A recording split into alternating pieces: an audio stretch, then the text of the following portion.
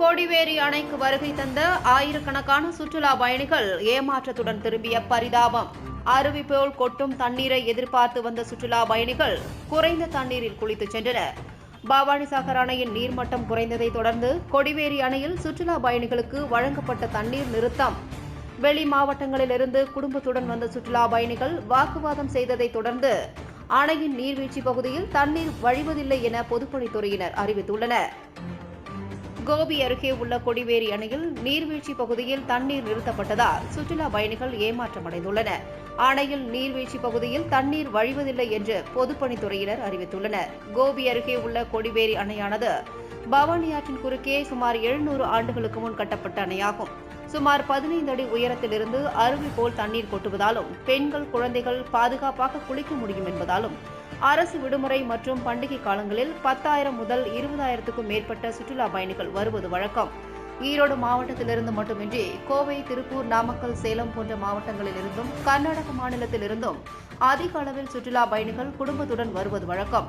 மற்ற மாவட்டங்களில் உள்ள அருவிகள் கூட குறிப்பிட்ட காலங்களில் மட்டுமே தண்ணீர் இருக்கும் என்ற நிலையில் இங்கு ஆண்டு முழுவதும் அருவி போல் தண்ணீர் கொட்டுவதால் சுற்றுலா பயணிகள் அதிக ஆர்வமுடன் வருகின்றனர்.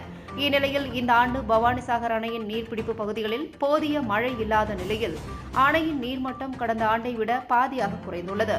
கடந்த ஆண்டு இதே காலகட்டத்தில் சுமார் 30 டிஎம்சி தண்ணீர் இருந்த நிலையில் இன்று 15.40 டிஎம்சி அளவிற்கே தண்ணீர் உள்ளது.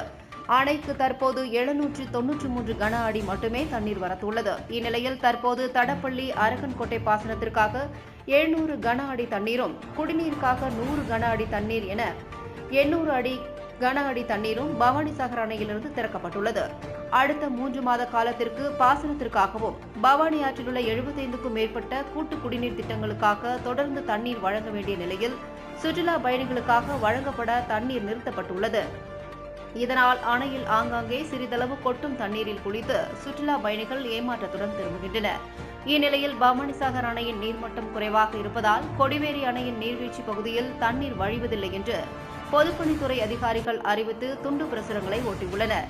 அதேபோன்று கொடிவேரி அணையின் நுழைவு கட்டணம் பணமாக மட்டுமே செலுத்த முடியும் என்றும் பணம் செலுத்தும் செயலிகள் மூலமாக செலுத்த முடியாது என்றும் அறிவித்துள்ளனர்.